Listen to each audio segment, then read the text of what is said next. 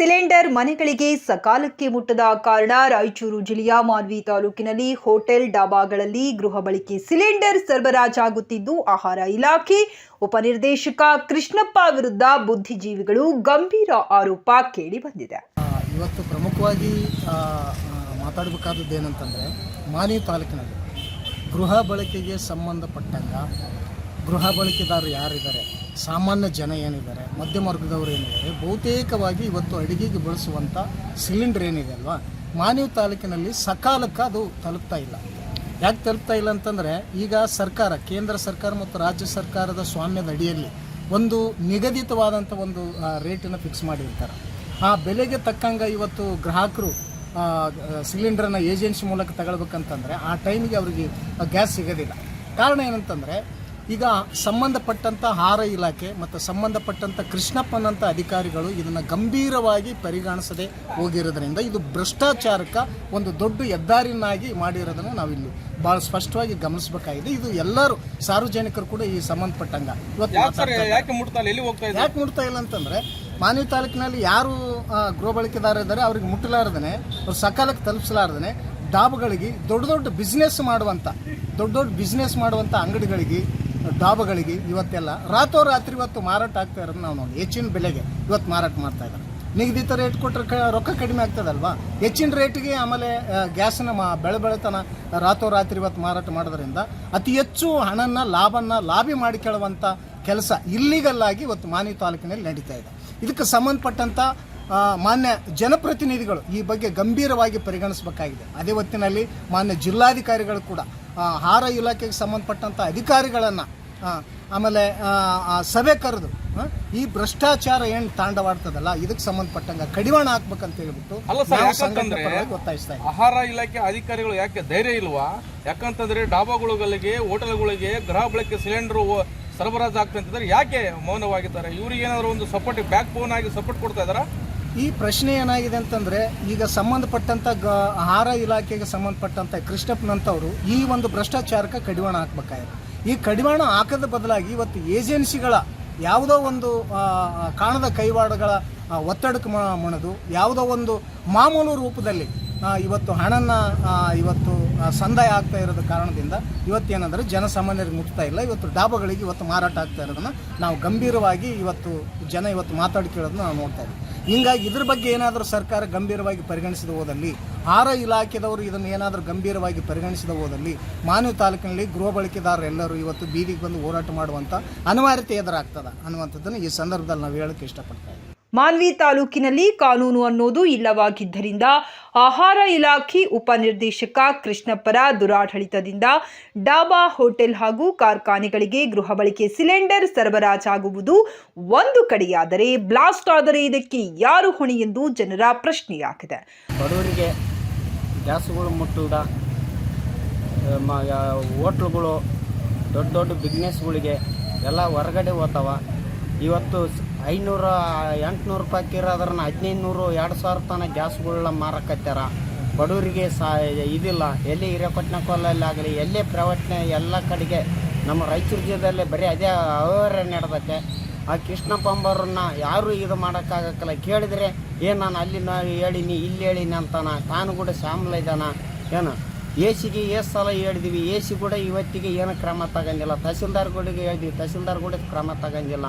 D ಸಿಗೆ 1-2 ಸಲ ಹೇಳಿದ್ವಿ, ಡಿ ಸಿ ಕೂಡ ಇನ್ನೂ ಇದು ಮಾಡಿಲ್ಲ.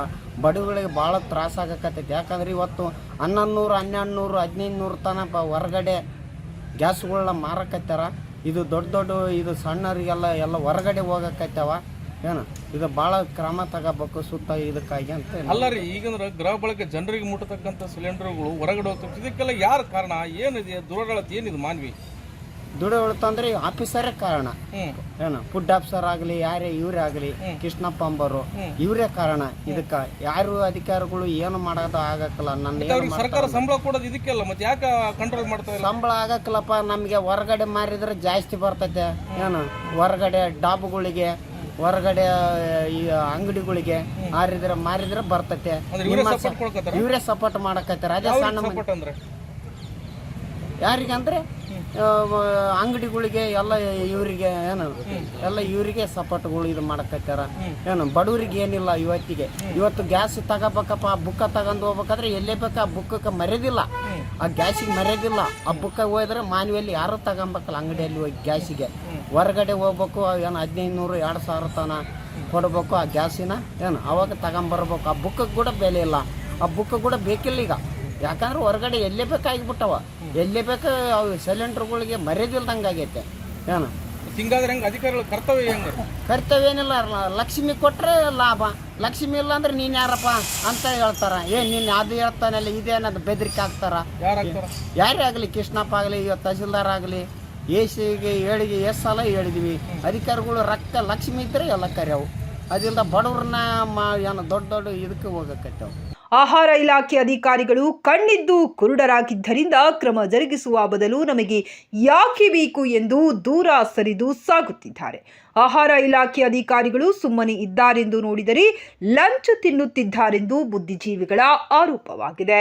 ಸ್ವಾಮಿ, ಡಿಸ್ಟ್ರಿಕ್ಟ್ ಆಫೀಸರ್ ಆದ ಕೃಷ್ಣಪ್ಪ ಅವರೇ, ಇಲ್ಲಿ ಸಿಲಿಂಡರ್ಗಳು ಸಾಮಾನ್ಯ ಜನರಿಗೆ, ಕುಟುಂಬಗಳಿಗೆ ಸಪ್ಲೈ ಮಾಡ್ತಕ್ಕಂಥ ಸಿಲಿಂಡರ್ಗಳನ್ನು ಹೋಟೆಲ್ಗಳಿಗೆ, ಡಾಬಾಗಳಿಗೆ, ಎಕ್ಕಡೋ ಕೈ ಚಾಚಿದಗಳಿಗೆಲ್ಲ ನೀವು ಸಪ್ಲೈ ಮಾಡ್ತಿರೋದ್ಮೇಲೆ ನೀವು ಯಾಕೆ ಬೇಕ್ರಿ? ಮತ್ತೆ ಸರ್ಕಾರಿ ಉದ್ಯೋಗದಲ್ಲಿ ಕೆಲಸ ಮಾಡೋರೆಲ್ಲ ನೀವು ಓದಿದವರು, ವಿದ್ಯಾವಂತರು, ಒಳ್ಳೆಯವರು, ನೀವು ತಪ್ಪು ಕೆಲಸ ಮಾಡೋರಲ್ಲ ಅಂತೇಳಿ ಸಾಮಾನ್ಯ ಜನರು ತಿಳ್ಕೊಂಡು ಪ್ರಕಾರ ಎಷ್ಟು ಅವ್ಯವಹಾರ ರೀ. ಇದಕ್ಕೇನು ಯಾರು ಹೇಳೋರು ಕೇಳೋರಿಲ್ಲ.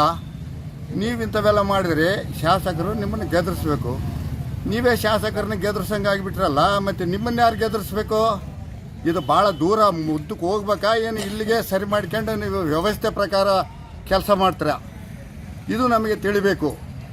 ಇಮ್ಮಿಡಿಯೇಟ್ಲೇ ಇದು 1 ತಿಂಗಳದೊಳಗಾಗಿ 15 ದಿನದೊಳಗಾಗಿ ಕಂಟ್ರೋಲ್ ಆಗಬೇಕಿದು ಸಪ್ಲೈ ಮಾಡೋದು ಕಳ್ಳ ಸಾಗಾಣಿಕೆ. ಅಲ್ಲ ಸರ್, ಈ ರೀತಿಯಾಗಿ ಮತ್ತು ಗೃಹ ಬಳಕೆ ಸಿಲಿಂಡರು ಜನರಿಗೆ ಮುಟ್ತಾ ಇಲ್ಲ, ಬೀದಿಗೆ ಬರ್ತಾ ಇದೆ ಅಂತಂದ್ರೆ ಏನು ಅನಾಹುತ, ಬ್ಲಾಸ್ಟ್ ಇಷ್ಟ ಅಂದ್ರೆ ಯಾರು ಜವಾಬ್ದಾರಿ ಇದಕ್ಕೆಲ್ಲ? ಈಗ ಓದು ಬರಹ ಕಲಿತ ಜಾಣ ಊರಿಗೆ ಆಭರಣ ಅಂತ ಇವರು ಮೊನ್ನೆ ತಕ್ಕತ್ತೈ ದಿಮ್ತೆ ಅಂತ ಕುಣಿದ್ರು ಇವರು ಸರ್ಕಾರದವರು.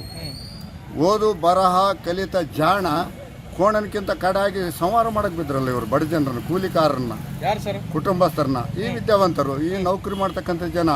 ಡಿಸ್ಟ್ರಿಕ್ಟ್ ಆಫೀಸರ್ ಕೃಷ್ಣಪ್ಪ ಅವರೇ, ನೋಡ್ರಿ, ಸ್ವಲ್ಪ ತಿಳುವರಿಕೆಯಿಂದ ತಿಳಿದು ನೋಡ್ರಿ. ಸ್ವಲ್ಪ ನಿಮಗೆ ಸರ್ಕಾರ ಸಂಬಳ ಕೊಡ್ತದ, ಬಡವರು ಬೆವರು ಸುರಿಸಿ ದುಡ್ಡು GST ಯಾವುದ್ಯಾವುದು ಏನೇನು ಎಲ್ಲ ರೀತಿಯಿಂದ ಇದನ್ನು ಜಮಾಗೂಡಿಸಿ ನಿಮಗೆ ಸಂಬಳ ಕೊಡೋದು, ನಮಗೆಲ್ಲರಿಗೂ ಒಳ್ಳೇದು ಮಾಡ್ತಾರೆ ಅಂತೇಳಿ ನಿಮಗೆ ಸಂಬಳ ಕೊಡೋದು.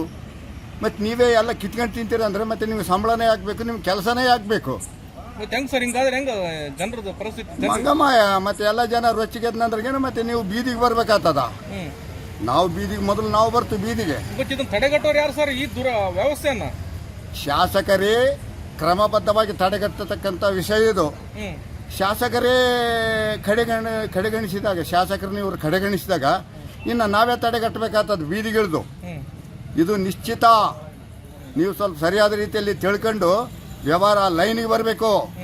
ಇದು ಅವ್ಯವಹಾರಕ್ಕೆ ಭಾಳ ದೂರ ನಡೆಯಂಗಿಲ್ಲ. ಇದು ಜನ ರೊಚ್ಚಿಗೆದ್ನಂದ್ರೆ ಈಗಾಗಲೇ ಸಾಕಾಗ್ಯದ ರೀ. ಸಪ್ಲೈ ಸರಿಗಿಲ್ಲ, ಬಡವರಿಗೆ ಕೊಡಂಗಿಲ್ಲ ಸರಿಯಾದ ರೀತಿಯಲ್ಲಿ.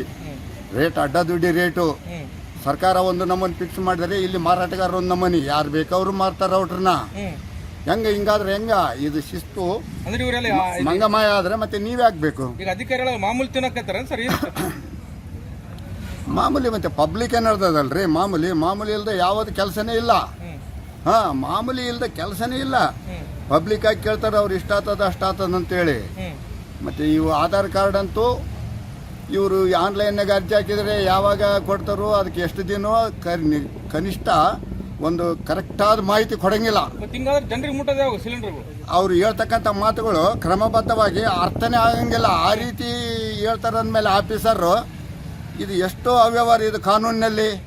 ಕಾನೂನು ಮತ್ತೆ ಹಾಕ್ಬೇಕು.